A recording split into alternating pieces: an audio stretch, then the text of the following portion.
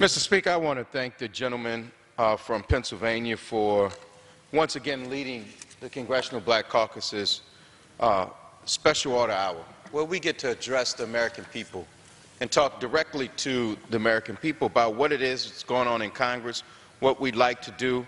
And tonight is a very somber but important Special Order Hour. We're talking about protecting American lives.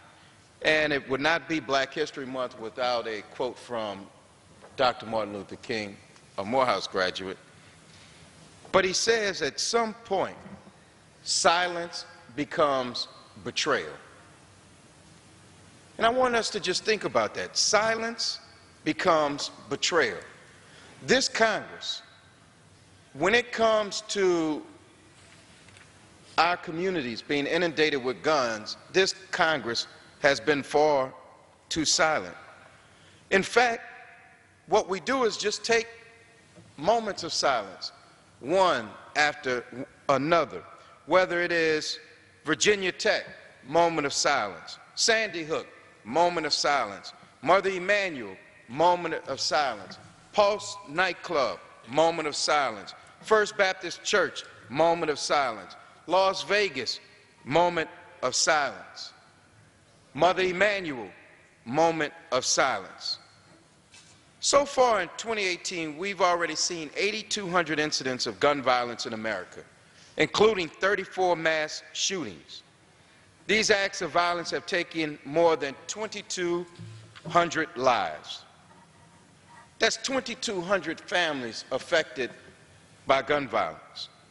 And I would just say that it's time for Congress to do something, at least have the debate. But we ought not become co-conspirators with the crimes that are being committed across this country. And I know that many people will say that, hey, you all are in Congress, you all deal in theory, we deal in reality. The banning assault weapons wouldn't have kept this kid from being able to buy an AR-15. Well, let me just tell you, that's not true. An AR-15 from the store ranges about $500 to $600, and a kid could probably get $500 to $600. But during the days of the assault weapons ban, those guns, the street value became 3 times as much. So that means that $600 gun that he bought would have been $1,800. And the question is whether he would have had access to get to that $1,800, whether good common sense would have prevailed before he got to $1,800, whether somebody would have caught on to his plan while he tried to get $1,800. At some point, we can't not do anything because we say it wouldn't have made a difference. The one thing I will say is it's amazing to see these young people rise up and speak out with one voice that they want something done.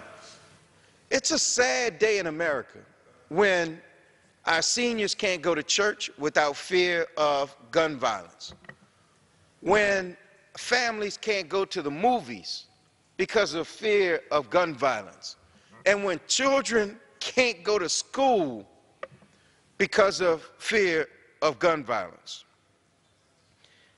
We, as a Congress, both Democrats and Republicans, have an obligation to this country to make sure that we protect people that are vulnerable.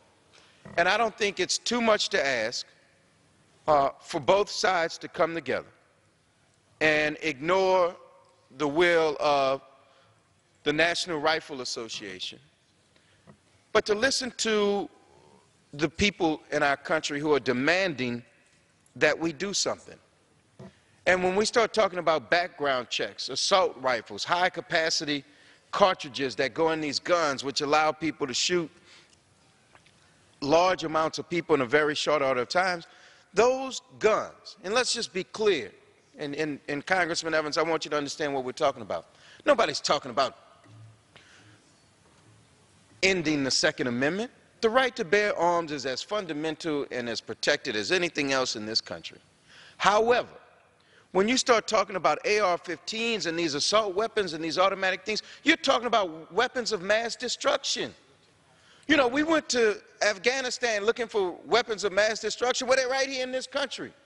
We don't have to go to Iraq. We don't have to go to Afghanistan. If you're looking for weapons of mass destruction, they're sold in our sporting goods shops all across this country, and they're being used to slaughter American citizens. So I just ask in closing that at some point, silence is betrayal. And as for me, because of my conviction, because of my conscience, and because I don't lack any courage, I will not be silent. And I would just urge this body that we can't be silent anymore as weapons of mass destruction destroy our communities. And with that, Mr. Speaker, I'll yield back.